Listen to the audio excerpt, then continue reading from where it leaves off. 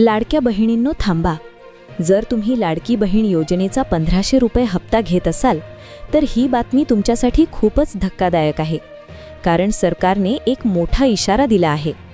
अनेक महिलांचा हप्ता अचानक बंद झाला आहे आणि त्यामागचे सर्वात मोठे कारण म्हणजे ई-KYC मधील छोटीशी चूक. आता सरकारने सांगितले आहे की ही चूक दुरुस्त करण्याची शेवटची संधी देण्यात आली आहे. जर तुम्ही 31 मार्चपर्यंत ई-KYC दुरुस्त केली नाही तर पुढे तुमच्या खात्यात 1500 रुपयांचा हप्ता कायमचा बंद होऊ शकतो.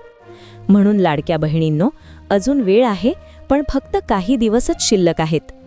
आजच्या या व्हिडिओमध्ये आपण पाहणार आहोत की ई-KYC मध्ये चूक कशी दुरुस्त करायची, कोणत्या महिलांना पुन्हा KYC करावी लागणार आहे आणि स्टेप बाय स्टेप प्रोसेस काय आहे. म्हणून व्हिडिओ शेवटपर्यंत नक्की पहा, कारण एक छोटी माहिती तुमचे 1500 रुपये वाचवू शकते. अनेक महिलांनी ई-KYC करताना घाईघाईत प्रश्नांची चुकीची उत्तरे दिली होती. यामुळे तांत्रिक अडचणी निर्माण होऊन अनेकांचे पैसे येणे बंद झाले आहे. महिला व बालविकास विभागाने ही बाब गांभीर्याने घेतली असून आता ई-KYC करेक्शनसाठी विशेष विंडो ओपन केली आहे. लक्षात ठेवा, नवीन ई-KYC करण्याची मुदत 31 डिसेंबरलाच संपली आहे. पण ज्यांचे अर्ज आधीच भरलेले आहेत आणि ज्यांच्याकडून चुका झाल्या आहेत त्यांना 31 मार्च 2026 पर्यंत दुरुस्ती करता येणार आहे. तुमच्याकडे आता मोजकेच दिवस उरले आहेत. चला तर मग पाहूया ऑनलाईन दुरुस्ती कशी करायची.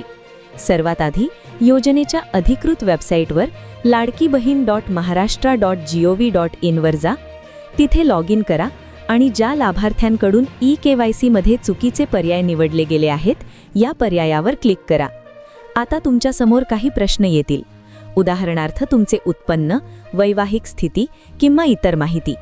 इथे विचारपूर्वक आणि योग्य उत्तरे निवडा. सर्व माहिती तपासून सबमिट करा. प्रक्रिया पूर्ण झाल्यावर तुम्हाला मोबाईलवर तसा मेसेज येईल. बहिणींनो, ही संधी पुन्हा मिळणार नाही.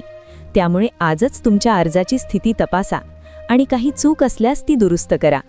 हा व्हिडिओ तुमच्या इतर मैत्रिणींना आणि नातेवाईक महिलांना नक्की शेअर करा, जेणेकरून कोणाचाही हप्ता थांबणार नाही.